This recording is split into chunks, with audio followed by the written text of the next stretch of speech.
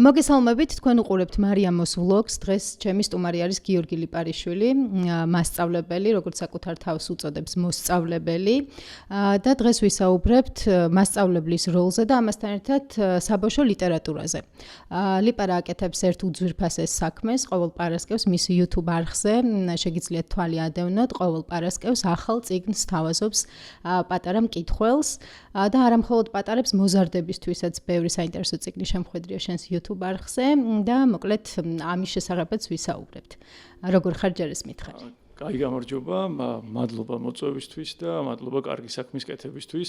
არა მარტო მარიამოს ვლოგისთვის, წინა კარგი საქმეების კეთებისთვისაც, რომ მე მახსოვს შენი წიგნთან დამოკიდებულება და სიუჟეტები წიგნთან და ავტორებთან, რომლებსაც ჩემს მოსწავლეებს ვაჩვენებდი, ჩემს ემიგრანტ მოსწავლეებს. კი, აი მაგალითად დავიწერედიანთან ინტერვიუ არის ერთ-ერთი, რომელიც ესეთი რაღაცა სამაგიდო წიგნი ხო არის, სამაგიდო ვიდეო რო იყო ჩემთვისაც, რომ რამდენჯერმე უსმენ, რომ რა სიტყვები არის იქ ნათქვამი, თითქოს პირდაპირ აზრები იფრქვევა, ეს არ არის მარტო სიტყვების წყობა. ან თუნდაც აკას ფრანკფურტში წიგნის ფესტივალზე სიტყვით გამოსვლა, რომელიც შენ გადაიღე და სრულად მე შენ შემოუნახე მოკლედ ქართულ ონლაინ სივრცეს. და ამისთვის მადლობას ესე შორდენ გწირავ ხოლმე ყოველთვის და იმისთვის კიდევ რასაც წიგნების სიყვარულისთვის აკეთებ. ეს არ არის მარტივი საქმე და კარგია რომ ამ საქმეს პირიქით მარტივად აკეთებ შენ. და მადლობა ამ ვლოგისთვისაც და კარგად ვარ ხო როგორ ხარ? კარგად ვარ, მადლობა ჩემი ლიპარასკევობის ხსენებისთვის, არა მარტო ბავშვებისთვის, დიდებისთვისაც არის, იმიტომ რომ ყველა წიგნი, რომელსაც თუნდაც აწერია ბავშვებისთვის, ეს დიდებისთვისაც არის, იმიტომ რომ ჩვენ გვახსოვს, რომ ვიყავით ბავშვები, მაგრამ ზოგჯერ გვავიწყდება, რომ ვიყავით, ზოგჯერ ბავშვობაში ვერ მოვასწარეთ რაღაცების საკითხვა, ან ხშირად გვახსოვს, რომ ჩვენ როცა ვუკითხავთ ბავშვებს წიგნებს, უნდა ვიფიქროთ, რომ ავტორი წერს ამას იმის მშობლისთვისაც, ბავშვისთვის არ წერს, რომ აი ჩვენამდე მოვიდეს ეს წიგნი, ოღონდ წერს აი ბავშვებით მოვიდეს ჩვენამდე, იმიტომ რომ დროის გამო, ზოგჯერ სიზარმაცეს შეფარების გამო დიდები აღარ კითხულობენ წიგნებს სამწუხაროდ, ბევრი აღარ კითხულობს, ან გონიათ, რომ წიგნის კითხვა მთავრდება ან სკოლაში, ან უნივერსიტეტში და მერე თითქოს პაუზაა და ინფორმაციის მიღება სხვა გზებით ცდილობენ. თუმცა წიგნი არ არის ინფორმაციის მიღების წყარო, წიგნი უფრო ცოდნისკენ მივყავართ, ცოდნის წყაროებისკენ მივყავართ წიგნს და ამიტომ მნიშვნელოვანია წიგნი გადავშალოთ. თუ ბავშვისთვის გადავშლით, იქ უკვე დიდისთვისაც შემოდის ამბები. როგორც არის მაგალითად პეტერ ბიქსელის არაჩვეულებრივი უპატარესი მოთხრობები შვეიცარიელი მწერლის, რომელსაც ქვია მოთხრობები ბავშვებისთვის. ოღონდ აღწერაში წერს, რომ ეს ბავშვების სულაც არ არის. როგორც მაგალითად პატარა პრინცი, რომელიც ერთ-ერთი ჩემი გაკეთებული პატარა პრინცი წამოგიღე შენ, რომელიც შეგიძლია ჩახატო რაღაცები, ესეთი პატარა. და ესეც პატარა პრინცი სხვა არის ბავშვებისთვის. დიდებიც ჩვენივრად გრძნობთ ყველა წაკითხვაზე ახალ ამბებს აღმოვაჩენთ და ამიტომ არის გამორჩეული და მიძღვნაში საკაც ვხედავთ, რომ ეს არ არის ბავშვისთვის მიძღვნილი წიგნი, არის თავისი მეგობრისთვის, მაგრამ თუ დაიმედდებით იმ ადამიანისთვის, ისიც ხო ადრე იყო ბავშვი, ხო, ესეც გვახსოვს ამ მიძღვნით. ეს შეიძლება რომ არ დამავიწყდეს. მადლობა. ესე იგი ჩემს პოდკასტში საჩუქრებსაც ვიღებ ხოლმე და ეს კიდევ ერთი ძვირფასი რამ არის, რის გამოც ღირს ამ საქმის კეთება. ლიპარ, მადლობა დავიწერედიანის ინტერვიუს ხსენებისთვის. ამაზე ორიოდე სიტყვით შევჩერდები, ვინაიდან ვფიქრობ, რომ ჩემი ჟურნალისტური კარიერა და ეს არჩევანი, რომ ეს საქმე მეკეთებინა, აი რამდენიმე ინტერვიუ არის, რომელზეც ვფიქრობ, რომ ალბათ ამისთვის ავირჩიე ეს პროფესია. ერთ-ერთი არის დავიწერედიანის ინტერვიუ, ერთი იყო ელზა ახვლედიანის ინტერვიუ, მარკესის მთარგმნელი არაჩვეულებრივი ქალბატონის და კიდევ ერთ-ერთი არის ზვიად-რატიანის ინტერვიუ. მახსოვს, რომ ძალიან დიდხანს ვთხოვდი ზვიადს, რომ მოდი რა ინტერვიუ ჩავწერდე. ზვიადს საშინლად არ უყვარს კამერასთან ურთიერთობა და მით უმეტეს აი ამ ფორმატში საკუთარ პოეზიაზე და საკუთარ თავზე საუბარი და ზუსტად დღეს მემორიმ Facebook-ზე ამომიგდა ეს ინტერვიუ და ასევე აკას სიტყვით გამოსვლაც, რომელსაც ძალიან ბევრი ნახვა ჰქონდა და ვფიქრობ, რომ ძალიან მნიშვნელოვანი სიტყვა იყო, რომელიც ხშირად უნდა გადავიმეოროთ. ასე რომ მადლობა არც შექებისთვის, მადლობა ჩემი რეპორტაჟების გახსენებისთვის. როდესაც ჩვენ ვცდილობთ რომ ბავშვებს წიგნის კითხვა შევაყაროთ. ჩემი დაკვირვებით ყველაზე კარგი გზა ამ კუთხით არის ის, რომ პირველ რიგში ბავშვებმა დაინახონ რომ კითხულობენ მათი მშობლები და უფროსები და ბავშვებთან ერთად წავიკითხოთ ეს წიგნები.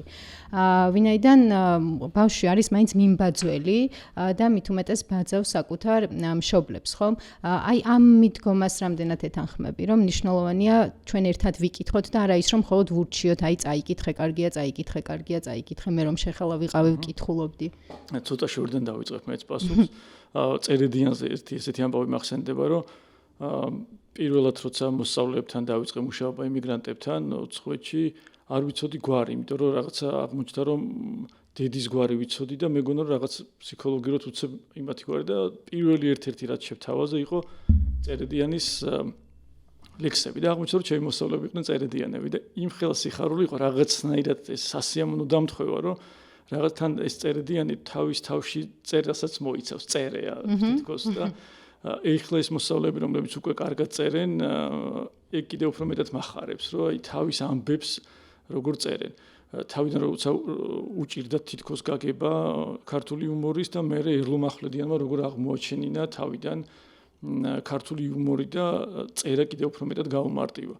ზვიად რატიანი, რომელიც ახსენე ჯერ ეს ინტერვიუ შენ არ მინახავს, მაგრამ სიამოვნებით ვნახავ.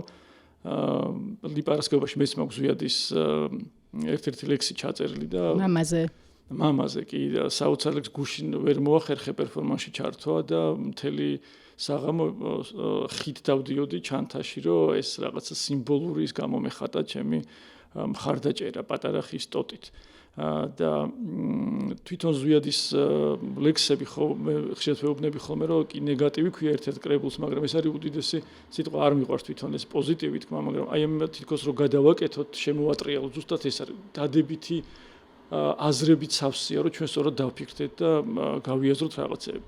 რაც შეეხება თარგმნელს მესამე ინტერვიუ რაც თქვი, ესე ძალიან მნიშვნელოვანია, რომ საოცარი მთარგმნელი მარკესის გამქართულებელი ფაქტობრივად და შემომტანი ჩვენს კულტურაში, ხო, ერთ-ერთი დიდი მთარგმნელი და მეც ზუსტად რომ ამბობდი, რომ რამდენიმე ინტერვიუმ გადამაწყვეტინა, მეც ჩემი ის გამახსენდა ახლა ჟურნალისტური წარსული და როცა ვიხსენებ ხოლმე, რომ აი ნეტა ვიყავი კარგი ჟურნალისტი და მე მახსენდება ხოლმე ზოგიერთი სიუჟეტი ან იმ სიუჟეტის მერე კომენტარი იმ ადამიანის ვისთანაც მქონდა ეს ინტერვიუ და მე ვფიქრობ რომ მარტო ამად ღირდა ეს ამბავი. ხო, ჩემთვის კიდევ ერთი ინტერვიუ გამომრჩა, რატომღაც ეს არის ბესიკ ხარანაულთან ჩაწერილი ინტერვიუ, რამდენჯერმე ჩამიწერია ბესიკთან და ამ ინტერვიუებმა ძალიან დამაახლოვა და დღეს მართლა ძალიან კარგი მეგობარი არის ჩემი უფროსი მეგობარი, რომელსაც ასე ვურეკავ ვკითხულობ და ეს იმხელა საჩუქარი არის ჩემთვის, რომ ბესიკთან ასეთი ურთიერთობა მაქვს და სწორედ ერთ-ერთი ინტერვიუს დროს, აი როდესაც მორჩა უკვე ინტერვიუ,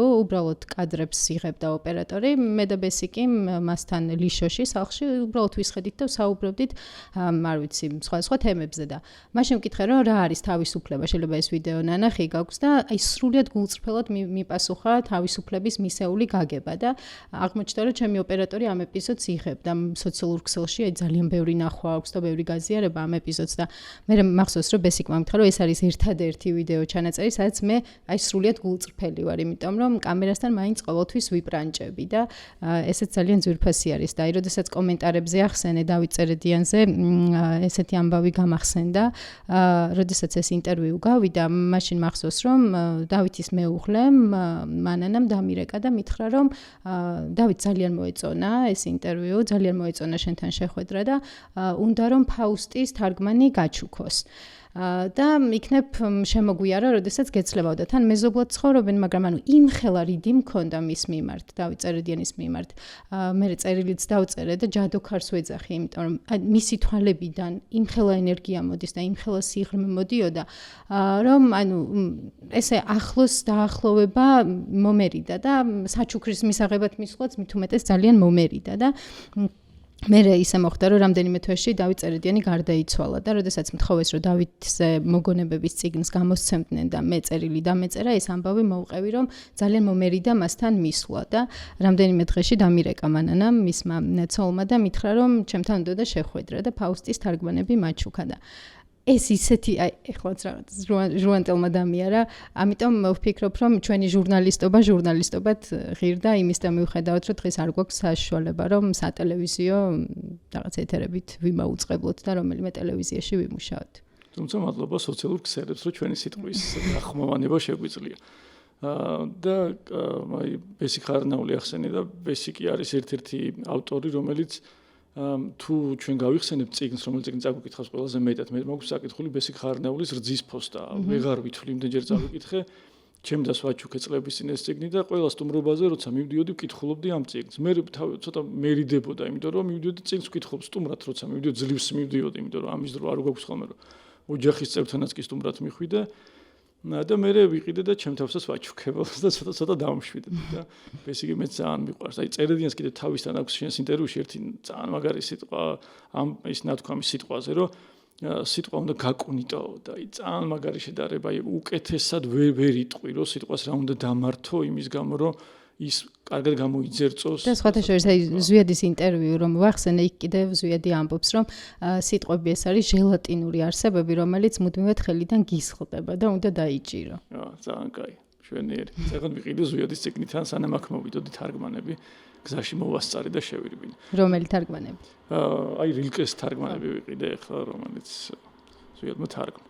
და ეგ კიდე ცალკე ამბავია, რომ პოეტი რომ აი როგორც წერდიანი თარგმნიდა რამდენიმე ენიდან თან და ესე აშინაურებდა სხვა ენას, აკართულებდა ესე როგორც ზვიადი აკართულებს ახლა და გრძნობს სიტყვას, ეს ცოტა იშვიათია და ძალიან მნიშვნელოვანია.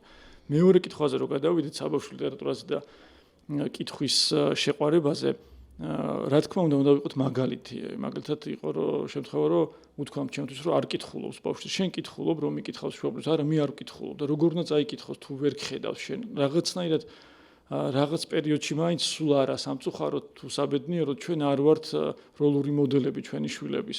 რაღაც დროს ვკარგავთ ამ ავტორიტეტს რაღაც პერიოდი.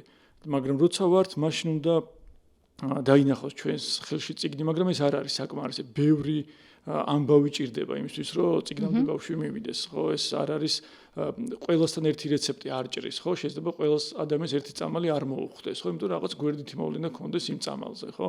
ასეა წიგნიც და ასე არის სხვადასხვა მიდგომაც. მაგალითად შეიძლება იყოს, რომ მოუწყოთ კითხვისთვის ცალკე ადგილი, აი კუნძულივით, სახლში რაღაცა კარავი, ფანარი მივცეთ, რაღაცა აი მაგალითად ჩემ შულს ქონდა რომ კარადის თავზე ქონდა ადგილი რომ იქ ასულიყო და იქ წაეკითხა, ოღონდ ცოტა უსაფრთხო უნდა იყოს რა თქმა უნდა ეს კარადის თავი რომ მშვიდად დატოო იქ ან იატაკზე იკითხოს.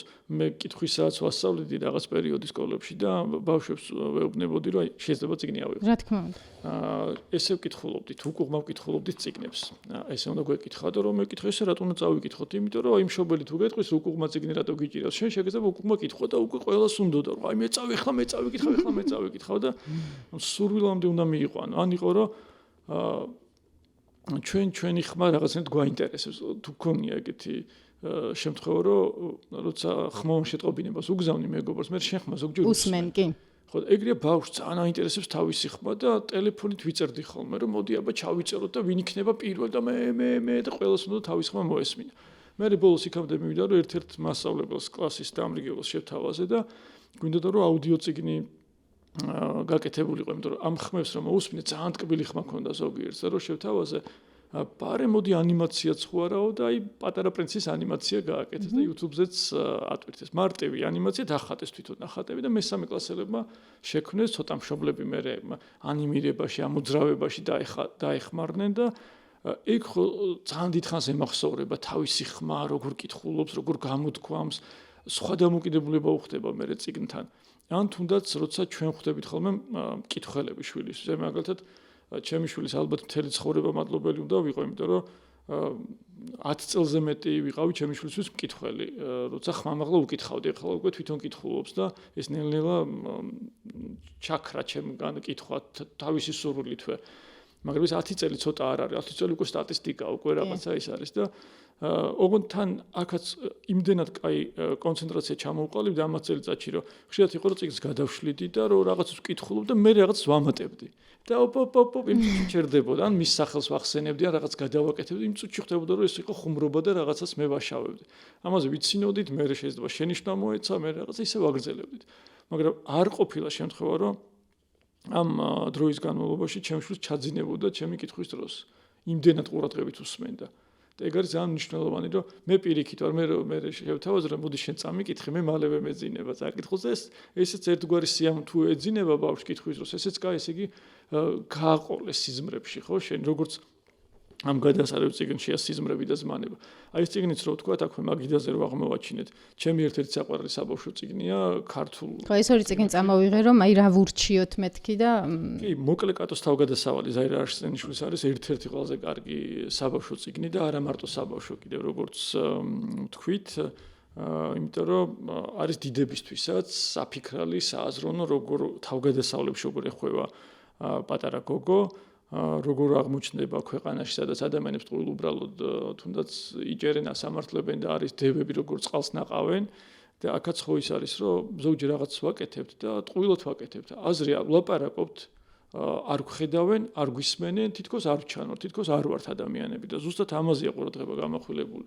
და წიგნი ამაში გვეხმარება, რომ ბევრ თავგადასავალში გვამოგზაურებს, რომ მე რაღაცა რო პირადად შეგვეხება, უფრო ნაკლებად გვეტკინოს. წიგნი თითქოს რაღაცნაირად ცოტათი კურნალი შეიძლება არ დავარქვათ, მაგრამ მე ჩამოწერილი მქონდა ჩემთვის რაღაცა გამამხნევებელი სიტყვები, ეგრეთ წოდებული მანტრები, იქ ერთ-ერთი ეწერა წიგნი წყალია.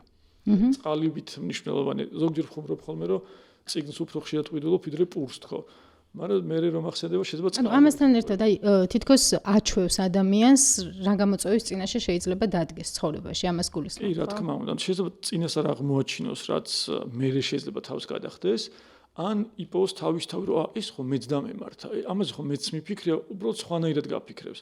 თან მე ის მჭირს ხოლმე ჩვევა, რომ ეს რაღაცა ესეთი ყელსაბამი ფანქრებს ვაკეთებ და მე ამ ფანქრით ან შეიძლება სხვა ფანქრითაც ფანქრას არ აქვს მნიშვნელობა, რომ სულ ხაზავ ხოლმე რა ხდება წიგნში და მე ამას კიდე ვაკონსპექტებ ჩემთვის, რომ კიდე გააზრებული, კიდე გადავიაზრო, კიდე რაღაცნაირად ახლოს მოვიტანო ჩემამდე. მოდი ამ წიგნზე ცოტა ხანს გავჩერდეთ. გარდა ამისა, რაც მომეწონა ამ წიგნში არის ის, რომ ცოდნა, როდესაც ვახსენეთ, ამასთან ერთად აი იგივე მითოლოგიიდან იღებს ცოდნას, დევები ხვდება, შეიძლება პირველად მკითხველს. შოთა რუსთაველიც არის ნახსენები, ოქროს საწმისი შეიძლება ერთგვარი მინიშნება იყოს, როდესაც ხვდება ვერძი, ხო, ოქროს ვერძი. და ამასთან ერთად მე ძალიან მომწონს ზაირას ენა, ზოგადად ზაირას რომანებს რო წაიკითხავ, ენას ცალკე პერსონაჟია, შეიძლება ასე ვთქვათ, იმდენად დამახასიათებელი და იმდენად მიმზიდველი საინტერესო ენა აქვს და აი ეს ენა საბავშვო ნაწარმოებშიც ძალიან კარგად ჩანს და ვფიქრობ, რომ მოკლე კატოს თავგადასავალის მკითხველი თავის ლექსიკას ძალიან გაამდიდრებს, იმიტომ რომ აი ძალიან მარტივი ამბები ძალიან ლამაზად არის მოთხრობილი. კი, ულამაზესადაც კი, ხო, ამიტომ ისეთი სიტყვები არის, რომ შეიძლება მთელი რა ვიცი, ცხოვრება გალიო ადამიანმა და თუ წიგნის მკითხველი არ ხარ, არც შეგხვდეს არსად. ზუსტად, ხო, აი რაღაცნაირად ახალ სიტყვებს აღმოგაჩენებს, თან ზაირას უყვარს სკოლიოების გამოყენება და იქვე განგიმარტავს, რომ აი შენ სხვაგან არ გაიქცე, ეს დაგუგლო არ დაგჭირდეს და სხვა რამეზე არ გადაერთო, ან ვიღაცისთვის დაძახება არ დაგჭირდეს. თან ისე გელაპარაკება, რომ თითქოს თვითონ გიყვება ამ ამბავს. აი, აქვეა თითქოს შენთან ძალიან ახლოს არის. ჩვენს ქვეყანაში რო იყოს კარგად განვითარებული. აი ეს მომეწონა ბიჭო, ეგეთი ენა მოქარგული თუ იყავი, სათხარ აქამდის. ანუ ენა მოქარგული როგორი სიტყვა არის, ხო? აი, სიტყვებსაც ვინიშნავ ხოლმე მე ზუსტად და ჩემი ქართულის გაკვეთილების ეს ონლაინ გაკვეთილები რაც აქვს, ერთი ესეთი ის გვაქვს, რომ დღის სიტყვებს ვარჩევთ ხოლმე, რომ იმ დღეს მთელი გაკვეთილის ბოლოს რა იყო ყველაზე დასამახსოვრებელი სიტყვა. შეიძლება იყოს ლამაზი სიტყვა, უშნო სიტყვა, დიდი, პატარა, მოკლე, რომელიც გინდა, ნებისმიერი სიტყვა, რომელიც ჩვენზე ახდენს რაღაცნაირ შთაბეჭდილებას. და ამ სიტყვებს მე ვაგროვებთ ხოლმე, მე ვარქმევთ ხოლმე გაზაფხული სიტყვები, ზაფხული, ზამთრის სიტყვები, სეზონებად ვაგროვებთ. მე შეიძლება რამდენიმე ამოვიღოთ და ამაზე რაღაც ამბავი გამოვიგონოთ ამ სიტყვების მიხედვით, არეულად ამ სიტყვებით. ან კიდევ ესეთ რამე გავაკეთეთ, რომ ეს სიტყვები ცალკე დღიურში გავაერთიანეთ და თვითონ მე როცა ის მოსწავლე ჩამოვიდა საქართველოში, დაუბრუნე თავისი სიტყვები. ახლოს კონდეს ის სიტყვები, რომელიც მთელი წლის განმავლობაში იყო გაფანტული და რა იყო მისთვის მნიშვნელოვანი, რა მოწონდა, რა არ მოწონდა. ერთ-ერთ მოსწავლეს ჰქონდა დღის სიტყვათ ლიპარაც და ის რაღაცნაირად ის იყო. არ ვიცი რა დღე იყო და როგორ დაემთხვა, მაგრამ ეს თავი მე რომ ამ სიტყვებს ვეძებდი და ვალაგებდი, იქ ვიპოვე, რომ მოკლედ ჩემი სახელით ეწერა და ეგეც ან სასიხალო აღმოჩნდა. თან ამ წიგნში ღმერთსაც ხვდება მოკლედ კატო და ესეც რაღაცნაირი შეხვედრის ამბავია, რომ ღმერთი თვითონ ხო ამბობს, რომ სახე და ხატად ღვთისა შექმნა ადამიანის და ადამიანური ღმერთია, რაღაც ბუზღუნაც, რაღაც თან ჭკვიანის, თან რაღაცნაირის და პირდაპირიც იუმორიანიც, ან ღმერთია ადამიანი და როგორც ღმერთივით კაციო, რო გვითქვამს, ან ღმერთივით ადამიანია, ზუსტად იგივენაირ ღმერთს ხვდება აქაც და როგორ ზუსტ რჩევებს და მითითებებს აძლევს და ზღაპრული სამყარო როგორ შემოდის მერე ადამიანში. აი ეგ არის ზუსტი რეალობა ამ წიგნიდან, რომელიც იღვრება და ყველაზე ერთ-ერთი ხო და არის ძალიან ზღაპრული არის ეს ამბები, რაც აქ არის მოთხრობილი, მაგრამ თავში როგორ იწყება, ხო? მთავარი გამოწვევა და პრობლემა რა არის ამ ბავშვის? თითქოს ყველაზე ბედნიერია, იმიტომ რომ ყველაფერი აქვს, ყველა ოჯახის წევრი თან ყავს, მაგრამ ხშირად ეუბნებიან არ შეიძლება და აი ეს აქვს, რავი, დღის სატანჯველი, რომ ისევ არ შეიძლება და ზოგადად აი ესე კარგად ჩანს ერთ მომენტში, როგორი გათამამებულია ეს ბავშვი, როდესაც აი ეს პატარა ცეროდენები, ხო? მე მგონი რომ გამოჩნდებიან რომ ავალებს, რომ ნაყინი მომიტანეთ და არც უშვებს, რომ მათ შეიძლება ამით საფრთხე შეექმნათ, მაგრამ როდესაც თავისვე აი ამ საქციელის უკუღმართობას დაინახავს, შემდეგ როგორც ცდილობს იმის გამოსწორებას. აი ეს სიკეთეც რაღაცნაირად ჩაბუდებულია ჩვენში და ჭირდება გამოღვიძება. უმეტეს ბავშვი და აქაც მაგალითის მიცემაა ძალიან მნიშვნელოვანი, იმიტომ რომ ეს სიკეთე ხო არ იცის როგორ ჩაიდინოს, როგორ მოახდინოს და ჭირდება რომ დაინახოს ეს სიკეთეები.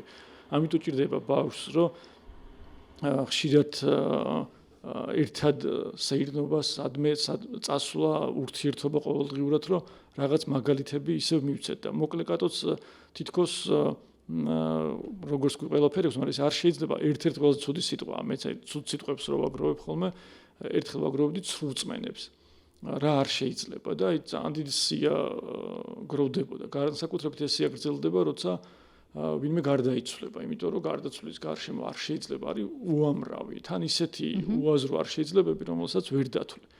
ხო და აი მოკლე კატოსაც ნელ-ნელა მიდის სიკეთემდე, ხო, აი როგორც ახლა წეგან გამახსენდა, რომ მოკლე კატოზე და არ შეიძლება ლაპარაკობდი და სიკეთეებზე, სელმა ლაგერლოფის, ნილსი და გარეული ბატების საოცარი მოგზაურობა. იქაც ხო ჯერ გაბოროტებულია ის ბავშვი, უნდა რომ ყველას დაუშაოს, რაღაც ატკინოს ცხოველებს, ფრინველებს, ხო, რაღაცა იმაშვება. მაგრამ მერე მიდის სიკეთემდე, ან რაღაცნაირად უნდა ეგ არის ჩვენი მასწავლებლის და მშობლის და ადამიანის ერთ-ერთი დანიშნულება, რომ შემოვატრიალოთ სიკეთისკენ, თორე იმას რასაგანიც თვითონ უნდა იმას მაინც ისწავლოს. ჩვენ არ ვართ საგნისმა, ესე თუ დავპატარავდები ჩვენ რომ აი რაღაცის მასწავლებელი ვართ კონკრეტულად ძალიან ცოტა ვიქნებით. მე ხშირად ვამბობ ხოლმე, რომ ჩვენ ადამიანები ვართ ადამიანად ყოფნის მასწავლებლები და მასწავლებელი არ არის ის მარტო ვინც სკოლაში ასწავლის. მასწავლებელი არის ის, ვინცაც შეუძლია რომ რაღაცა გადასცეს, სიკეთე ასწავლოს, რაღაც სიყვარული ასწავლოს, რამე რო ასწავლოს, ნებისმიერი უნარი გამოუმუშაოს, უკვე მასწავლებელია. განსაკუთრებით ონლაინ სწავლებამ გამოაჩინა ეს, რომ ყველა ადამიანი, ყველა მშობელი მასწავლებელი იყო, ხო? მით უმეტეს ვფიქრობ, რომ ბავშვისთვის თუ აი ამ მიზანს დაისახავ, მარტივია, იმიტომ რომ ბავშვი ყველაზე ცნობის მოყარე არსება არის. ცნობის მოყარე, აი ეს გონება დაჭყეტილი თვალებით, ყურებით თითქოს დაჭყეტილი აქვს და ელოდება რომ რაც შეიძლება ბევრი რამე ისწავლოს. აი თუნდაც ხშირად ვფიქრობ ხოლმე უკანონო პატიმრებზე და მგონია რომ ისინიც მიუხედავად იმისა, რომ არიან გამომწყდეული და ხო ჯერ ბრალდებულები არიან, დამნაშავებადაც ცნობილი არ არიან, მაგრამ ვიცით რომ თან უნდა ნაშაულებები არიან, იმიტომ რომ არ არის ხო საჭირო საკმარისი საბუთები და მტკიცებები. ისინიც არიან მასწავლებლები, თავისუფლების მასწავლებლები არიან, წარმოიდგინე რომ გალიიდან არიან მასწავლებლები, როგორც მაგალითად ჩიცხო იმ რეკლამის არ იყოს, ფრენა რო არ ავიწყდება, ხო? თუნდაც არასდროს არ ეფრინა ჩიც, ხო? ნელ-ნელა ის რაღაც ჩვევაში აქვს რაღაცნაირად, ხო? ყველა ინსტინქტის დონეზე. ჩვენ ხო პინგვინზე არ ვლაპარაკობთ ამ შემთხვევაში და სირაქლემაზე, რომელიც თავის თავს მალავს და მაინც ჩანს, ხო? ვერ იგებს. ჩვენ ვლაპარაკობთ თავისუფლების მოყარე ფრინველზე, როგორიც წიგნიც რო გადავაბათ ამ ამბავს, და სხვადასხვა აი სინდისის პატიმრები რადგან ვახსენეთ, მათი ყოველი პროცესი და მათი ყოველი სიტყვა პროცესზე არის ძალიან დიდი ძალა და ენერგია.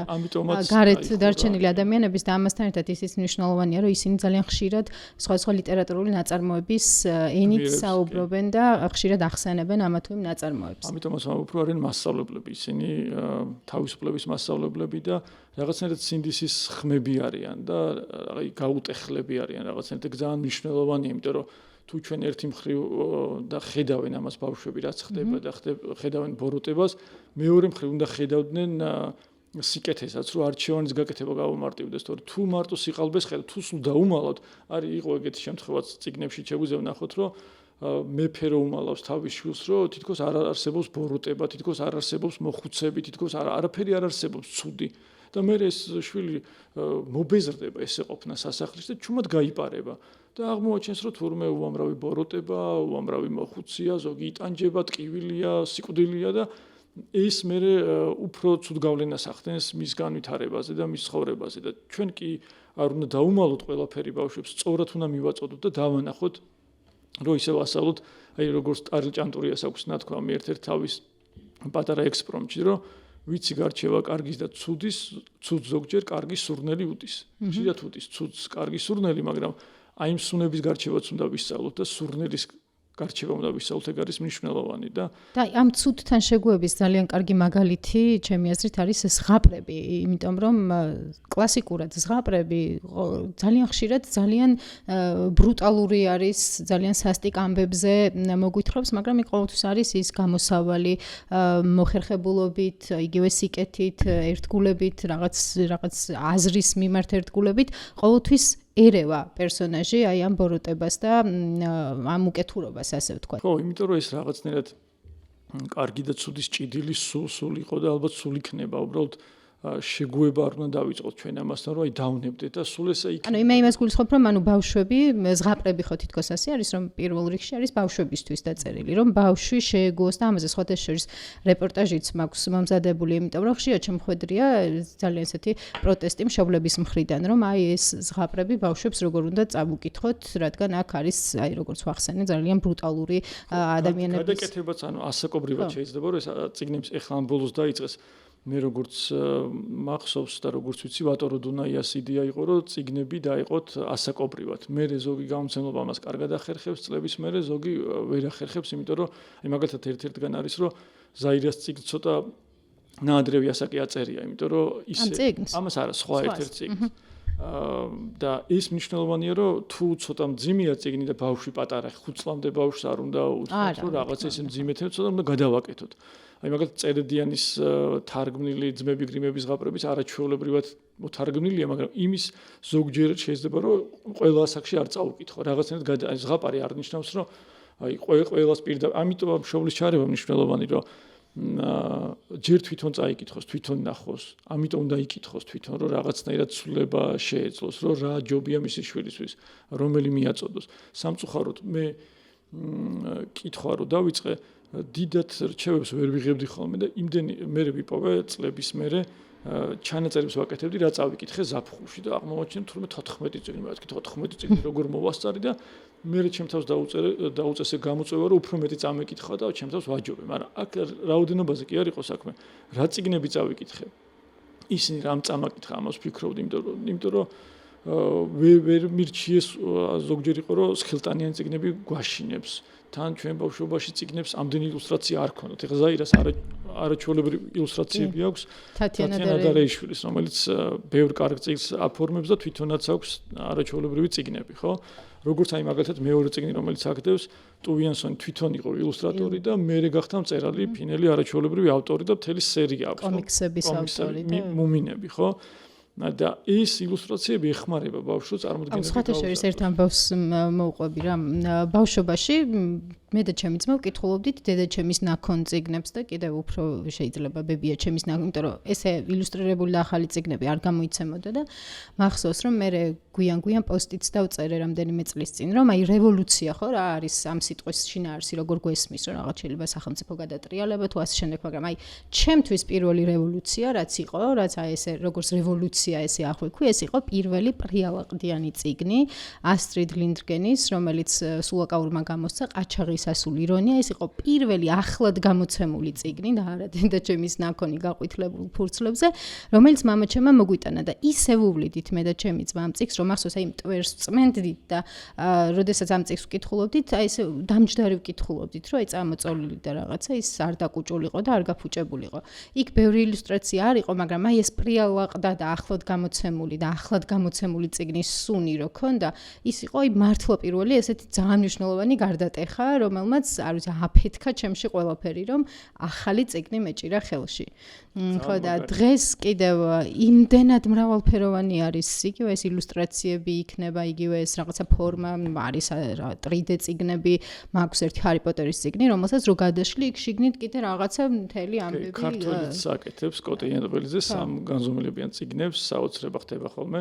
აი მაგალითად ერთი იყო, რომ კაცი ადამიანს ყდაზე უნდა ქონდეს სარკე, რომ შენი თავი გეპოვა და თავიდან ვერ ხვდებოდნენ სარკე რა თუნდაო, ვერ ხვდებოდნენ. ან ზოგჯერ გაგება უჭირთ ხოლმე ადამიანებს. ან იყო შემთხვევა, რომ ერთ-ერთი და ესე სამ განზომილებიან წიგნში ვახტანგ გორგასალზე იყო და რაღაც რო გადაშლი სულ რაღაცები ხდებოდა ბრძოლები და ბოლოს 3D წიგნი რო ეწერა სამ განზომილებიანი ხო არის, რომ ესეთი რელიეფურია.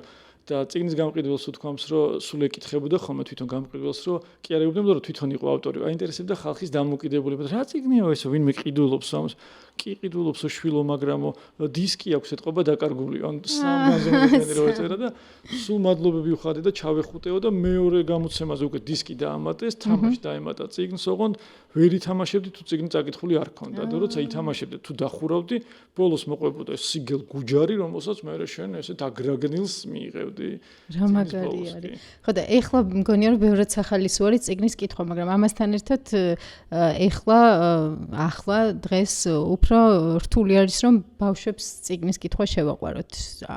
ეს ჩემი დაკვირვება, ჩემს გარშემო ადამიანებს, ჩემს შვილს, მის მეგობრებს რომ ვუყურებ და შეიძლება მცდარი წარმოდგენა იყოს. ხო, იმიტომ რომ ვიზუალური ნაწილი გვეხმარება რომ სხვა რამეზე გადავთ, იმიტომ რომ წიგნს ყავს კონკურენტი დღეს კი შევიდა წიგნის ტელეფონში და საკითხავ მოწყობილობებში, მაგრამ ის უფრო ეფექტურია ხოლმე ვიზუალი, უფრო მეტად სწრაფად გადის დრო. ამიტომ გვჭირდება რომ აი თამაშებით მივიყვანოთ კითხვა. აი ერთ-ერთი კიდე რაც წამოვიღე ეს ჩემი მოსწავლის გაკეთებული ყელსაბამ წიგნებს ვაკეთებთ ხოლმე გაკვეთილზე და ჯეინერის მაჩუკა თვითონ თავისი გაკეთებული და ეს ლამაზი ყელსაბამი ჩამოიკიდებ ატარებ. ხო, ბევრი აქტივობა მაქვს წიგნთან დაკავშირებით. ერთ-ერთი იყო მაგალითად გავაკეთეთ კლასში წიგნის ბიბლიოთეკა, წიგნის ავტობუსი, დისკები იყო, ძველი დისკი, ბორბლები და ძაფით მე ფორმა გავაკეთეთ და ჭიკარტებით და ფანჯრებად ქონდა ფერადი ფურცლები, რომელზეც უნდა დაეწერათ ბავშვებს, რა წიგნი წაუკითხავთ. ანუ კი არ ვეუბნებოდ, მე ზოგს ვისაც არ ქონდა წაკითხული, არ წერდა, ანუ ამას არ ვაკონტროლებთ, რომ ვინ წერა და ვინ წაიკითხა და ვინ არ წაიკითხა, კი არ ვეუბნებოდ, აბა შენ რა წაიკითხე. ზოგი მე მიდიოდა, როცა ყველა არ იყო კლასში, მაგათ შესვენების დროს და ათვალიერებდა რა წიგნები ეწერა, რომ მე იმას წაეკითხა. თუ არ კითხულობს ის კი არ უნდა დავიწყოთ ჩხუბამდე არ უნდა ვეცადოთ არ მივიდეთ. ხო, როგორც დანიელ პენაკს აქვს არაჩვეულებრივ ფრანგ მწერალს და ავტორს თავის წიგნში რომანივიც აკითხავში, რომ მკითხველის 10 წესი, რომ არა დააძალო, დაიწყოს შუიდან კითხვა, ბოლოდან კითხვა, თვითონ უნდა მივიდეს, როგორ აი მაგალითად ჩემი შვილი აღწერებს არ კითხულობს არასდროს. და მე სულ კითხულობ ჯერ აღწერით ვიწყებდი და მე მივხვდი რომ მართალია, იმიტომ რომ თუ აღწერას კითხულობ და ეს აღწერა ზოგჯერ არის ვიღაცის პირადი აზრი ამ წიგნის შესახებ და თლიანად გიხსნის მთელ წიგნს. თუ შენ რჩები უკვე რაღაცა სპოილერს რო ეძახენ ერთგვარად უკვე იცი რაც ხდება და აღარ გინდა წაკითხვა და პირიქით ჯობია რომ შენ საიდანაც გინდა თუ გინდა აქედანაც დაიწყეს ეს არ არის პრობლემა რა აღწერით შუიდან გვერდიდან სადაც მოხვდებიან ჩვენ ხშირად თამაშობდით წიგნის მაღაზიობანას სახლში გადმოიღებდა წიგნებს ოღონდ ისე უნდა მეყიდა რომ უნდა დავერწმუნებინე რატომ უნდა მეყიდა ის წიგნი და მე ამაში მე რაღაცა იხურდებს ვიხდიდი რომ აი ამას ვიყიდი ამას ავიღებ რა კარგი რჩევა და ეხლაც აღმოჩნდა რომ როგორც ჩანს ალბათ ჩემი პროფესიიდან გამომდინარე და თან სადღაც ეს წყურვილი მქონდა ბავშვობაში ამ როგორც ჩვენ თქვი პირველი ლამაზი ილუსტრირებული წიგნის და რაც ვერ შევაგროვე ბავშვობაში ფერადი ლამაზი წიგნები რომ და არ იყო არ იბეჭდებოდა ეხლა უფრო მეტი საბავშვო წიგნი ან უმამრავი საბავშვოთან ვაბალანსებ ხოლმე ხან საბავშვოს კითხულობ ხან სადიდოს და ესე სულ კითხულობ და ბავშვები ზოგს უხარია რომ ეს წაკითხული მოქვს მეც წაკითხული მოქვს ზოგი ვერ იგებს მას ეს საბავშვო წიგნია რატო კითხულობ ან ყდას ესე ეძებენ ხოლმე ქვემოდან ამომხედავენ ხოლმე თუ დამინახავენ დერეფანში და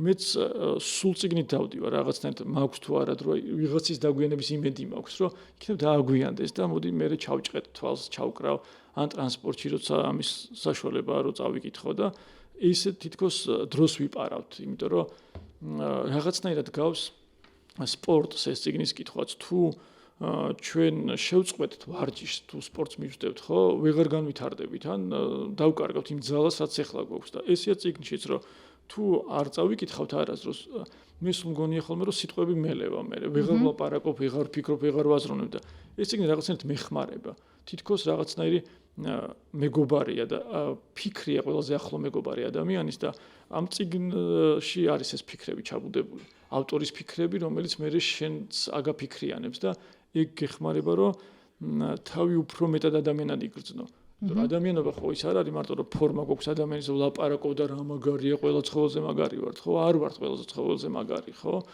ზოგჯერ აი მაგალითად რევაზინანიშვილი იყო ჩემ ხო გაიხსენა ის რონია და ჩემი იყო რევაზინანიშვილი რომელიც ბიბლიოთეკაში კითხულობდი არ მახსოვს რომლები წავიკითხე ბავშვობაში მისი მოთხრობა არ მახსოვს რევაზინანიშვილი იყო ერთ-ერთი პირველი და ეხლაც მიყვარს სულ ჩავჭყეთ ხოლმე მის მოთხრობებს და ერთ-ერთი გამახსენდა ეხლა რევაზინანიშვილის შიო პაპა და მისი სახედრის ამბავი. ძალიან კაი ამბავი. აი მთელი სოფელი გახდება ქალაქივით, იმიტომ რომ ყველას მანქანა ყავს და მარტო ამას ყავს სახედარი და რცხვენია სოფელს, რომ ვირი რა თუნდაო შიო პაპასო და თავიდან უსიგნალებენ, ვითომ თან ვერც ეღადავებიან, პატივისცემენ, თან მაინც რაღაცას ეუბნებიან და უნდათ რომ როგორმე ეს ვირი მოიშორონ, მაგრამ პირდაპირ ამას ვერ ეუბნებიან. და მე ერთ-ერთ ცივ ზამთარს ეს ძაღლებიც ესეთები ყავთ ამ გაქალაქელებულ სოფლის მცხოვრებლებს, რომ ზარმაცები არიან დღეც ძინავ და ღამეც ამ ძაღლებს და მგლები როცა მოვლენ სოფელში, აღმოჩნდება რომ შიო პაპას ვირი მოეწონებათ ამ მგლებს. ყველაფერი უნდა ვთქვა, რომ იქნებ წაკითხვა მოუნდეს.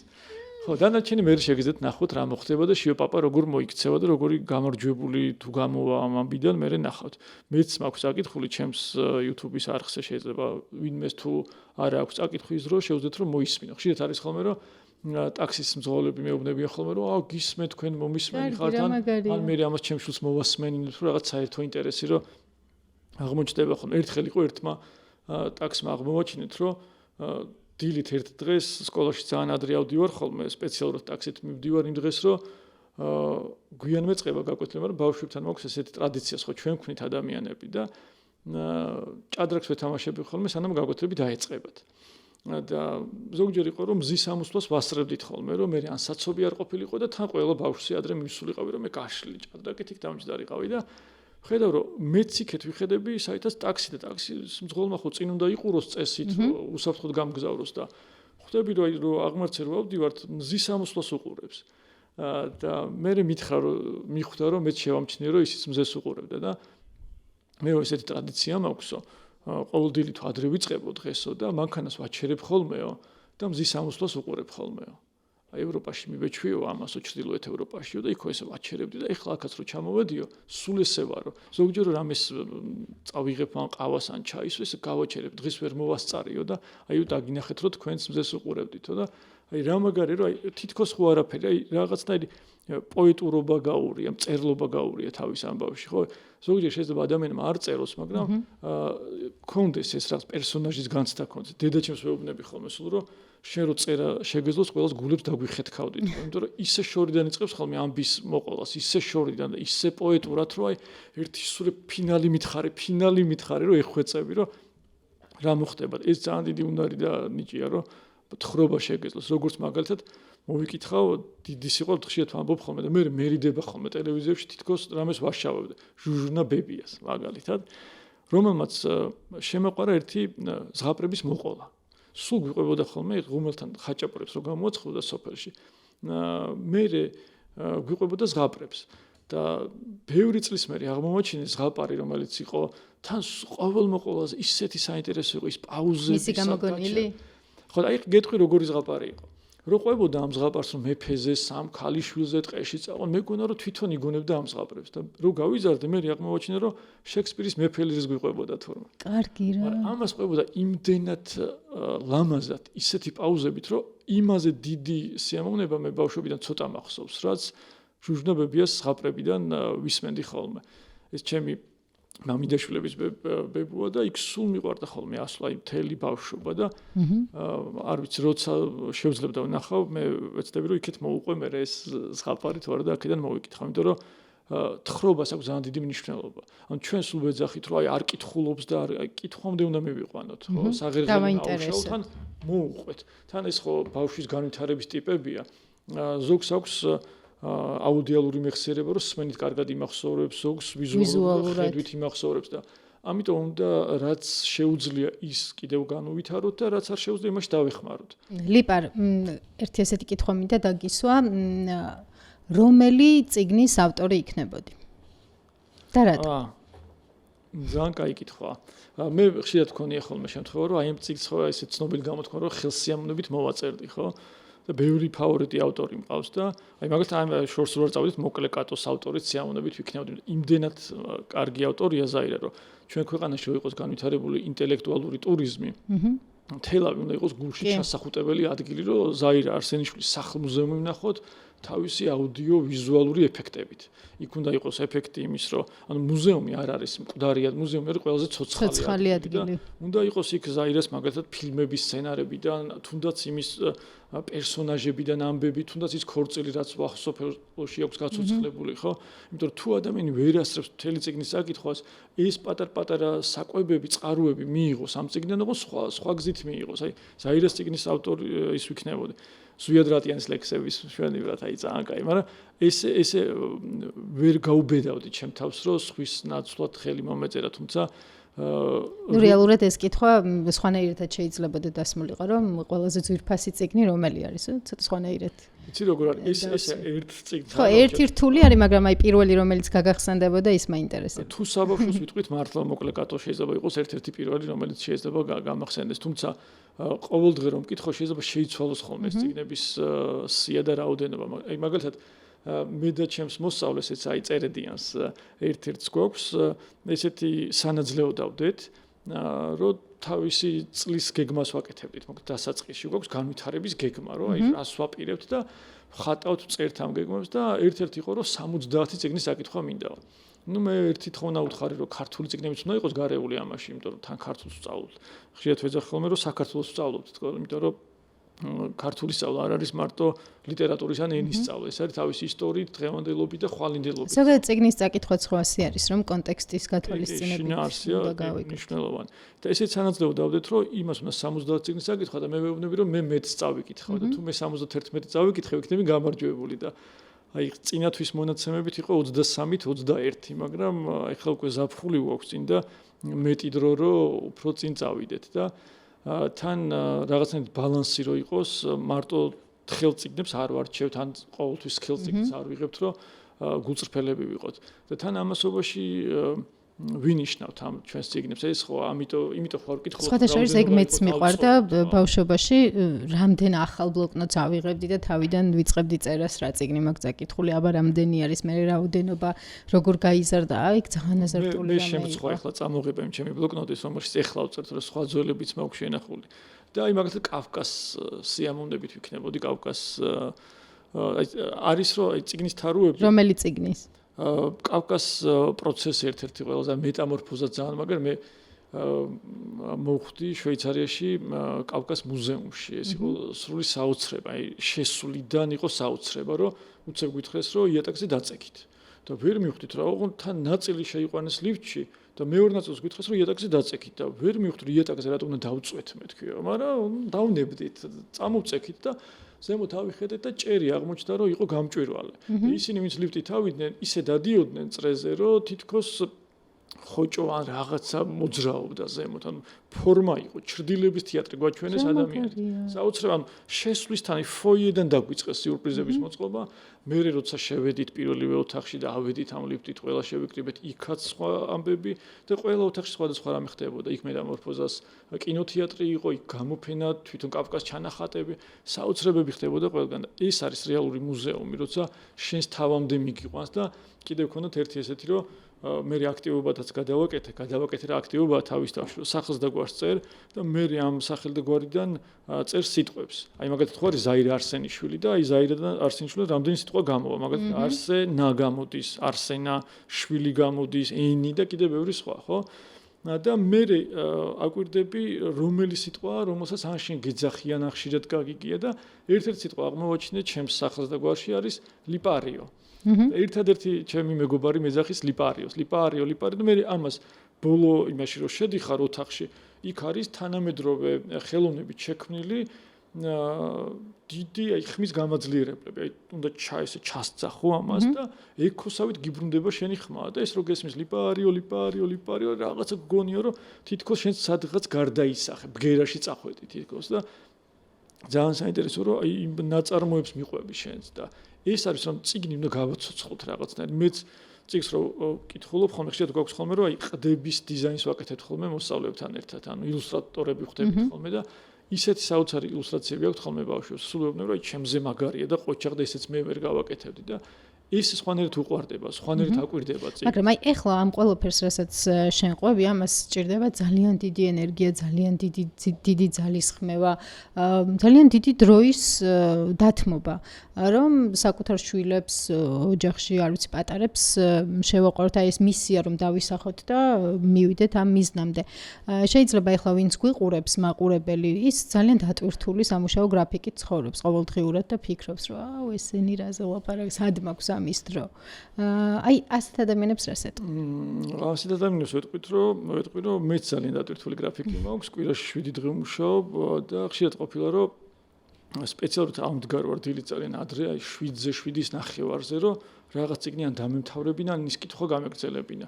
იმიტომ რომ ღამე როცა კითხულობ, ის ძალიან კაია, იმიტომ რომ სიზმარში მიყავ ხარ ამ შენ წიგნს, მაგრამ შეიძლება ბევრი ვერ წაიკითხო, იმიტომ რომ მე უკვე გაგება გიჭირს, იმიტომ რომ მთელი დღის დაღლის ცალი ფეხი იქეთ გაქვს გადადგმული, არა მარტო ცალი. და აი დილის კითხვას კიდე სხვა ამბავი აქვს. აი როგორც მაგალითად ცნობილია რომ გოგებაშვილი დილით მუშაობდა ხოლმე, იაკობი ჩვენი. აი იაკობსაც ძალიან კაი სვლა ქონდა იმაზე, რომ დედაენა რო დაწერა, ესეთი ტაქტიკა შეიმუშავა, რომ თუ იპოვითო ღირდა ერთი კაპიკი, მაშინ კაპიკობა იყო, ვინც იპოვითო ერთ შეცდომასო ორ კაპიკს გადაგიხდით. ანუ გამოდიდა მოგებაში იყო ადამიანი, რომ ერთს თუ ორს გადამიხდის და გამოდის რომ ამით წააკითხა უამრავს და დედაენა დაიბეჭდა იმდენი ტირაჟით, რა ტირაჟითაც ახლა წიგნები აღარ იბეჭდება საქართველოში. 500,000-ზე მეტი ეგზემპლარი გაიყიდა და ეს იყო ერთ-ერთი რეკორდული გაყიდვების რაოდენობა. და თან თავარი ის კი არის რომ მისთვის რომ ბევრი გაყიდულიყო, ბევრი წაკითხვა იყო მისთვის. ვიღაცამ რაღაცებს ჩაჭყიტეს იქ რომ რაღაცა ისწავლეს, რაღაცა გაერკვნენ და ამიტომ ბევრი კარგ რამეს მიაგნეს. და რაც შეეხება დროის ამბავს და რაღაც შუა ნაწილშიც ვახსენებ გონი რომ დრო უნდა მოვიპაროთ სადღაც, სხვა გზა არ გვაქვს, იმიტომ რომ ანუ მონდომების საკითხია რა. ხო, მონდომების ამბავია, რომ უნდა გავიქცეთ იქეთ, სადაც წიგნია, წიგნთან ერთად გავიქცეთ. მე ხშირად არის ხოლმე, როდესაც დავვრბივარ წიგნებსაც ვარბენინებ ხოლმე, რომ ზოგჯერ გარეთაც ვწერ ხოლმე წიგნების შესახებ ამბებს და ან არის ხოლმე, რომ აი მატარებლით სპეციალურად მგზავრობ, რომ დრო მქონდეს, რომ იქ წავიკითხო. ეს არ არის მარტო პროფესიული ჩვენ სულ ესე ვიყავი მანამდე სანამ ამ პროფესიაში მოვიდოდი იყო ხოლმე ოღონდ ადრე მიყვარდა სულ ხმამაღლა ვკითხულობდი ხოლმე და ეზოში მეც და თათო ახლა კამერასთან როზის თუ აქ მარტო მოიხელთა ხოლმე ხმამაღლა კითხულობს და ეს იმიტომ რომ თან ისმენ თვალიც იმახსოვრებს ყურიც იმახსოვრებს და ძალიან კარგია რომ ეს ხმამაღლა კითხვათან შენ ხმას უსმენ ამით და ლიპარ ყოველთვის ვცდილობ ხოლმე და ეხლაც ალბათ მაყურებელი ვინც გვიყურებს ბევრი სასარგებლო რჩევაც მოისმინა მაგრამ აი კონკრეტულად იგივე რაც ვახსენე უკვე ძალიან დატვირთული გრაფიკი აქვს ესე თვითონ ბევრი არ წაუკითხავს მაგრამ უნდა რომ აი ავიღოთ მოდი დაწყებითი კლასების ბავშვები ძირთადად ამასეკის ბავშვებთან გაქვს შეხება ხო ყოველდღიურად მათთვის რამდენიმე რჩევა მივცეთ გარდა მოკლე კატოს თავგადასავლისა კონკრეტული წიგნების რა შეიძლება რომ მოეწონოთ წაუკითხონ მშობლებმა ხო ყველა ასაკის მოსავლეს ან მაქვს ახლა ურთიერთობა მქონდა ამ წელს ყოველ შემთხვევაში პირველიდან მე-11 კლასის ჩათვლით და მე მახსოვდა რომ უფრო დაბალ კლასებთან ხო პატარებთანაც დიდებთანაც მაქვს ახლა დამემატა ერთ-ერთ სკოლაში და კიდევ ზრდასრულებსაც დროდადრო ასწავლი ხოლმე და იქაც გვაქვს ხოლმე გაცვლა წიგნები ზოგჯერ იმის რჩევას ვითვალისწინებ და რა წიგნია და რატომ უწონს და წავიკითხო და ესე ბავშვებთანაც რომ შეიძლება ვკითხო რა წიგნი. მაშინ სხვადასხვა ასაკობრივ კატეგორიაში ურჩიოთ, სამი წიგნი. სამი წიგნი იყოს. კაი, მოკლე კატო აღარ უნდა თქვა, ტოვიანსონი აღარ უნდა თქვა, პატარა პრინციც აღარ უნდა თქვა. კაი, თქვა, გადავიდეთ სხვა რამეზე, ხო? ცოტა დიდიდან დავიწყოთ. კარგი. იყოს მოდი ერთ-ერთი წიგნი, რომელიც ბევრჯერ მაქვს გაჩუქებული ბავშვებისთვის, იმიტომ რომ ერთ-ერთი გამორჩეული წიგნი მგონია, იმიტომ რომ თან საკითხავია, შენიშვილი რამდენი წლის არის? 11. 11. შეიძლება ზუსტად მისი ასაკისთვის იყოს, შენიშვილისთვის იყოს ეს რჩევა და სხვების შვილებისთვისაც კრეატივის დღიური, კრეატორის დღიური კოტე იანტბელიძე, სადაც სულ ხატავდა ავსება. მაგალითად პირველი გვერდი იწყება ოთხკუთხედი ბუშტით. ეს ბუშტი არის ჩვენ ხო გონერ ბუშტი უნდა იყოს აუცილებლად მრგვალი ან ოვალური მაინც, ხო?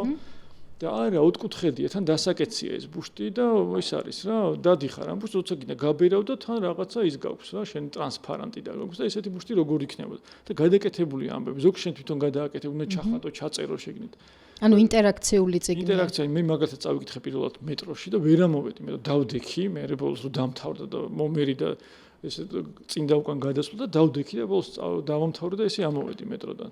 ორი წიგნი მახსოვს სულ ესე რომ დამაბა და საიდანღაც ვერ გამოვედი. ერთი იყო ცხოველთა ფერმა, როცა პირველად წავიკითხე ჯორჯ ორველის და ეს ცოტა დიდებისთვის არის და მეორე იყო ეს რომელმაც ესე მიმიზი და მიწისქვეშეთში. ეს იყო ცოტა 11 წლიდან დაუშვათ, ხო, 11-12 წლიდან. ცოტა უფრო ზემოთ 13-14-დან შეიძლება ძალიან მიყვარს რიჩარდ ბახის თოლია სახელად ჯონათან ლივინგსტონი, რომელიც დავით აკრიანის არაჩვეულებრივი თარგმანით არის და ცოტა ქვემოთ იყოს, მოდი პირდაპირ თქვათ ალექს ჩიღვინაძის წიგნები, თუნდაც წითელქუდას ახალი თავგადასავალი. და ამ წიგნსაც როცა ბავშვს ვაკითხებ ხოლმე და ალექსას წიგნებსაც არაჩვეულებრივი ილუსტრაციები აქვს. ანა ჯანელიძის თავის ცოლის ის არის და აი მაგალითად ერთ-ერთი წიგნია, სადაც ტანტალა მეფის თავგადასავალი, სადაც შვილი არის პერსონაჟი, მამა მწერალი და დედა მხატვარი და ძალიან მაგარი წიგნი. საკუთარ ოჯახზე წერს და ის ილუსტრაციას როგორ გავს მის შვილს. კი, ძალიან კაია და აი თუნდაც წითელქუდას ახალ თავგადასავალს როცა მოსავლებს უკითხავ ხოლმე ეს ხო არის წითელქუდა რაც ვიცით. ეს უკვე ბებია არის, უკვე შვილი გახდება ბებია უკვე და თვითონ წითელქუდაა ბებია და მე ვაწერნებ ხოლმე მოსავლეებს ახალ წითელქუდას. ანუ ამის შვილი რას იზამდა. იმიტომ რომ ერთად არიან ამ წიგნში და გაგრძელება ანუ ჩვენ ეს უნდა მივაჩვიოთ მოსავლეებს. წიგნი კი არ თავდება, სადაც დახურავ ან დაამთავრებ, კიდევ გრძელდება. ან კიდევ ეს მომწონს რა, კარგი ხალხი ვართ, ნახე ლიტერატურაზე ვლაპარაკობთ, ჩვენი მეგობრების წიგნებს ურჩევთ მაყურებელს, მომწონს. არაჩვეულებრივი ადამიანი ალექსი თან არა მარტო წიგნებით, თავისი დრამატურგიით, პიესებით და სამოქალაქო პოზიციითაც და ან კიდევ ერთი წიგნი, რომელიც თან ანიმაციაც არის და ესე ორმაგად შეგვიძლია ვაჩვენოთ, არის ოღონ წიგნი სამწუხაროდ რაღაც დეფიციტი გახდა, კარგ წიგნებს ესე ჩვევია ხოლმე, მისტერ მორის ლესმორის საოცარი მფრინავი წიგნები, რომელიც ჯერ იყო ანიმაცია და ეს პრიზები აკრიფა და მერე იყო უკვე წიგნით და თან ერთ-ერთი ილუსტრატორი ავტორიც არის. ეგეც ძალიან მაგარი. ან სოფოკლითაძის ზოლემია, ერთ-ერთი საყვარელი ჩემი წიგნია, სადაც ზებრა ფერებს კარგავს ყოველ დღე, ზოლებს და ამის ძალიან რცხვენია, ხან ნერვიულობს და მერე იწყებს რაღაც ამაზე დარდს ექიმებთან სიარულს და მთელ ინტერნეტში შვილი ქეკავს როგორ უშველოს და მაგა ილუსტრაციებია იქაც და კიდევ ვანუდანიკოს ამბებიც მთელი სერია ელო მახვლედიანის ესეც ცოტა ზრდასრულებისთვის ალბათ უკეთესი იქნება, რომელიც თავიდან გახსნის მთელ გონებას. აი მაგალითად ერთ-ერთი ბოლოს რაც წავიკითხე მისი ჩავწერე ჩემს გადაცემაში ნადირობა. იქ არის ერთი ესეთი ფრაზა: ცა დაცარიელდა. აი უკვე პოეზია, ის მარტო აი პოეზია და პროზა ხო ბიძაშვილები არიან რაღაცნაირად და იქ რო ერთიანობა აი ბესიკ ხარანაულს აქვს, ეგ ერთმანეთს თითქოს ათანაბრებს. ეგ დაახლოებით იგივეა, რომ იმდენად დიდი მხატვარი რო ხარ, რამდენადაც დიდი მოქანდაკე. და ეგორი რო გაქვს ერთად, ანუ ერთად ან მომღერალი და კომპოზიტორი რო ერთად ხარ და აერთიანებ მუსიკას, როგორც ბგერას, როგორც რაღაც ჰარმონიას, დაახლოებით ამას გავს და მე ადრე იყო ერთი ესეთი სტერეოტიპი თითქოს ქართველებს შემოგვაკლდა მწერლები და არის ძალიან დიდი ჭორი და ტყუილი. იმდენი მე ჩემ თავთან გავბრაზდი ამის გამო და დავიწყე ვინ წამიკითხავს და 50-ს გადავწდი და თან ეს 50-ივე ძალიან ღირებული იყო, ეს კი არისო რომ აი სერა და ცოტა რა და რაღაც 50-ივე ძალიან კაი ავტორი იყო და მე ხშირად მოგს ხოლმე მოსწავლეებთანაც ეს გაცვლა დღესაც ველაპარაკე ერთ ჩემს მოსწავლეს ოღონდ ყოფილ მოსწავლეს მაგრამ ყოფილი მოსწავლეები აღარ არსებობენ ესე გამოდის იმიტომ რომ ერთმა მოსწავლემ ახლა მკითხა სკოლაში რომ თქვენო მასო აღარასოდეს გვასწავლითო და უთხარი რომ თუ ერთხელ მაინც გასწავლა მასწავლებელმა ის სულ შენი მასწავლებელი რჩება თქო და ხო და ესეთ ერთ ჩემს მოსწავლესთან ერთად აღმოჩნდა ერთხელ წიგნის ფესტივალზე და ეხლა ვერ იყო წიგნის ბაზრობაზე მაგრამ ისე ვილაპარაკეთ დღესაც წიგნებზე რომ როგორ გავცვალოთ რა მოწონს იმ წიგნში ეხლა რასაც კითხულობს თან სპორტსმენია და ეგ უფრო მეტად მახარებს ხოლმე იმიტომ რომ როგორც ძალიან კარგი განათლების სპეციალისტი კინ რობინსონი ამბობდა თავის ერთ-ერთ სიტყვაში TED-ის კონფერენციებში რომ მარტო თუ განათლებით ვზრდით თავი გვეზრდებაო ჩემსავითო და ოღონდ სული იუმორი ქონდა და ბავშვობაში ხედავ გვესმოდა რომ აი სულელი გამოვხვალ თუ წაიკითხავ თითქოს გვიშლიდნენ კითხვა ჩვენ ბავშვობაში რაღაც პირიქით იყო ხოლმე რომ აი ზოგჯერ იყო რომ იმდენი წიგნის საკითხვა გინდოდა რომ მე შეიძლება შეზღუდვამდე მისულიყო მაგრამ ეს წიგნი ნავაქციო აი მე მახსოვს თავგადასავლად მე მახსოვს გაკვეთილები გქონდა მოსამზადებელი და იყო რამდენიმე წიგნი აი მაგალითად რომეო და ჯულიეტა წავიკითხე შატალოზე წავედი კლასიდან გაკვეთილიდან იმიტომ რომ მაინტერესებდა როგორ დამთავრდებოდა და რომელიღაც კლასში შევიპარე და მერხის ქვეშ ჩუმეთ ვიჯექი რომ თუ ვინმე შემოიხედავდა იქ არავის არ დავენახე და ისე წავიკითხე რომეო და ჯულიეტა შვენიერი მერხის ქვეშ ერთ-ერთი კარგი აქტივობა მეც ბიბლიოთეკაში როცა ამყავდა სკოლის ბიბლიოთეკაში ბავშვები თვითონ ირჩევდნენ სადღაც დამსხდარიყო ზოგი მაგიდის ქვეშ და ზოგი სადღაც თავის პატარა სივრცეს იპოვიდა და ეგ არის მნიშვნელოვანი რომ სად ურჩევნია რომ წაიკითხო. ხო და თან მნიშვნელოვანი არის აი მაგალითად ეგ რომეო და ჯულიეტა წავიკითხეთ მე და ჩემმა მეგობარმა იმიტომ რომ სულ ისე ემთხვეოდა რომ მე და სოფიო ეს ჩემი კლასელი სულ ერთად ვკითხულობდით ერთ და იგივე წიგნებს და აუ ეგ ძალიან მნიშვნელოვანია რომ ვიღაც ყავს ვისაც გაუზიარებ ვისაც არ ვიცი შენსავით მოწონს ან არ მოწონს მე ამაზე კამათობ და მთელი დღიურები გქონდა რომ მიმოწერა გქონდა საკითხულ წიგნებზე. პატარა ექსპერიმენტი ჩავატარეთ ჩვენს მეგობრებმა და ჩემ მოცულმა ერთად რამდენიმე წლის წინ ეს ჯგუფი გავაკეთეთ და წავიკითხეთ ერთად რა ცალ-ცალკე მაგრამ მე ვიმსჯელეთ მარი ბექაურის ანას მომენტზე და მე ეს ამბები იმდენად დაგროვდა ეს ინფორმაცია ისეთ საინტერესო იყო რომ მე მარის მივწერე ამის შესახებ ისე გაუხარდა ისე მოეწონა და იმის მერე მარის მკითხველი გავხდი კიდევ უფრო მეტად იმიტომ რომ როცა მწერალი ემთხვევა თავის ნაწერს ეგ არის იდეალური ჩვენ გვინახავს თანამედროვე მწერლები რომელიც წერენ პირობითად სამაჩაბლოს ომზე და ამბებზე და ამ დროს რუსულ კანონს ეტრფიან და რუსეთის მხარეს არიან და ის ძალიან აკნინებს მწერლობას თითქოს რაღაცა აი ხელოვნების ნიმუში რო დახატო და მე გადაღებო და ისე გადაღებო რომელსაც ვეღარ გადააცდე სახელმწიფოს დაახლოებით ამას გავს და როცა მწერალი თავის ნაწერთან ახლოს არის, ეგ ძალიან მნიშვნელოვანია ხოლმე და საინტერესო ხდება. და იგივე აი ცოტა ხნის წინ რაც ახსენე, რომ ქართველებს მწერლები შემოგვაკლდაო მაგალითად მარი ბექაური არ არის ესეთი ცნობილი და პოპულარული მწერალი, როგორც ვფიქრობ მე რომ იმსახურებს და ეგ არის პრობლემა, რომ ძალიან იშვიათად კითხულობენ რადგანაც ქართულ ავტორებს. ეს ტენდენცია არის, რომ რაღაც შეიძლება ძალიან ესეთი სახელიანი ცნობილი უცხოელი მწერალი თარგმანი წაიკითხონ, მაგრამ ქართულ ავტორებს ძალიან მწყრაოდ უყურებენ ხოლმე.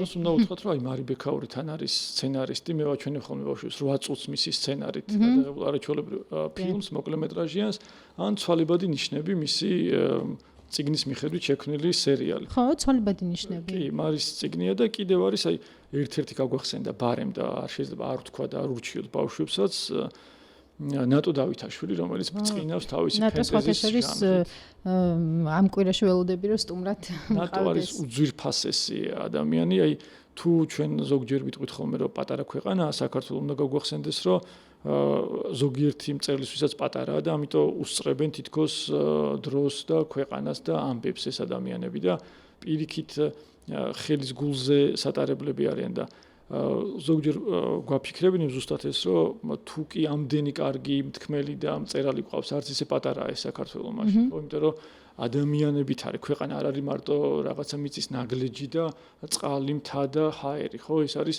ადამიანების ერთობა და ის რაღაცა საერთო ღირებულებები რაც აერთიანებს მე ამ ქვეყანას და ესეთი ადამიანები ძალიან ბევრნი არიან და მე გახარებს ხოლმე ამ მწერლების არჩილ ქიქოძეს თუ უფრო თინეიჯერებსაც ვახსენებთ მისი არაჩვეულებრივი წერის სტილით შეგვიძლია რომ ძალიან კარგ მწერალს შევხვდეთ წიგნებში და მე ცხოვრებაში თვალი მოვკრათ, იმიტომ რომ ცხოვრებაში მზიურში არის ხოლმე ხშირად კაფეში. ჩვენ გვეგონა ბავშვობაში რომ ყველა მწერალი მკვდარი იყო, როგორც ყველა მხატვარი, იმიტომ რომ სამწუხაროდ ბიოგრაფიები წერებოდა ასე რომ ცნობილი ასე დაბადებული მარტო თარიღები ეწერა და დაბადების და გარდაცვალების. მე რო ჩემს მოსწავლეებს პირველად მხატვართან შეხვედრა დავგეგმე და შევხვდით, არ ჯეროდათ რომ მხატვარ შეხვდნენ, იმიტომ რომ ეს იყო რაღაცა საოცრება იმათვის, რომ ცოცხალი მხატვარი არსებობს, ყველა გონიათ რომ და ვინჩი და ძველები იყვნენ ყველა და თან ეგონათ რომ მხატვრობა არც ისე კარგი იყო და არ ამიყიდულობდა ნახატებს და იაფიღირდა ნახატებს ეგონა თანამედროვე მხატვრების და რო დარწმუნდნენ რომ ადამიანები არიან და ხატავენ და მუშაობენ, მე სხვა შტაბ-შტაბები გაიხსნათ და უფრო მეტი პატივისცემა და სიმპათია. ერთი იყო რომ მაგალითად ნახატი ვითხოვე გამოფენიდან და კლასში დავდე და უნდა დაერქმიათ მოსწავლეებს სახელი. და ამ ნახატის აღწერა უნდა დაეწერათ და ახლოს მიდიოდნენ გვერდიდან უყურებდნენ, რაღაცა აფასებდნენ და მე მხატვარი ირჩევდა ერთ-ერთს სათაურიდან და იმას არქმევდა ამ ნახატს. ახალი ნახატი იყო და მართლა დაარქვა ეგრე დაარქვა მწვანე მარადისობა ერქვა ამ ნახატს და ეს იყო დაახლოებით 5-6 წლის წინ დაახლოებით ეს ამბავი და მე როცა ამას ხედავდა ის მოსწავლე ძალიან უხაროდა რომ მისი სიტყვები რომელიც ესე შევპირდით თან რო ერქმეოდა და მართლა დაერქვა იყო მისთვის რაღაცა პატარა ნაპერწკლები ჩვენ ბავშვებში ხო რეალურად ნაპერწკლებს ვაღვივებთ და ეს ნაპერწკლები მე თვითონ დაიწყებს სულის შებერვას რომ ცეცხლად იქცეს და აენთოს თორე დანარჩენი ჩვენ არაფერი არ შევგვიძლია თვითონ სწავლობენ ბავშვები ჩვენ უბრალოდ აი ნაპერწკალი ვართ. თავარი არის რომ ჩვენ ყურადღება არ დაგვენანოს და დრო არ დაგვენანოს ბავშვებისთვის ალბათ. კი, ეგ მნიშვნელოვანია რომ ყურადღება გაუნაწილოთ და როგორც ჯემალ ქარჩხაძეს ვკითხულობდი, ანტონიო და დავითი ერთ-ერთი კარგი წიგნი, იქ ამბობს რომ თუ ცოდნას არ უზიარებო, რაღაც დანაშაულს ჩადიხარო, რომ ესე იგი რაღაცას აკლებ შენ თავს და იმ გარემოსაც რა ცოდნასაც აგროვებ და მე აღარ აზიარებ და ამიტომ თუ ჩვენ რაღაცას ვთვლით რომ შეგვიძლია რომ გავანაწილოთ და ვასწავლოთ, ეს უნდა ვასწავლოთ. ოღონდ ისე არა რომ აი ცალი ხელით ასწავლიდე, მაგალითად უხეშად რო ვთქვათ, რომ ჰიტლერს რომ მხატვრობა ესწავლებინა, ეხლა ბავშვებისთვის თან თავის საქმე გაეგრძელებინა, ხო? ესე არ გამოვა, ხო? ანუ გულწრფელები უნდა ვიყოთ, რასაც ვაკეთებთ, რომ თუ რამე კარგს ვაკეთებთ, იმას კარგი ქცევაც უნდა მივაყოლოთ კიდევ, რომ გულწრფელები ვიყოთ, ნამდვილები ვიყოთ და მართლები ვიყოთ. ლიპარ, მადლობა სტუმრობისთვის, მადლობა წიგნების რჩევისთვის, იმ სასარგებლო პრაქტიკის გაზიარებისთვის, რასაც ვიმედოვნებ, რომ ბევრს წაადგება და ბევრიც გაითვალისწინებს. მადლობა, რომ იყავით ჩემი სტუმარი, ვიმედოვნებ, რომ შენც მოგეწონა ჩემს პოდკასტში სტუმრობა. გამოიწერეთ ჩემი არხი და დაელოდეთ შემდეგ ეპიზოდს. დიდი მადლობა მასპინძლობისთვის და კარგი საქმის კეთებისთვის. პატივი იყო ჩემთვის ამ გაცემაში. მადლობა ჩემთვისაც.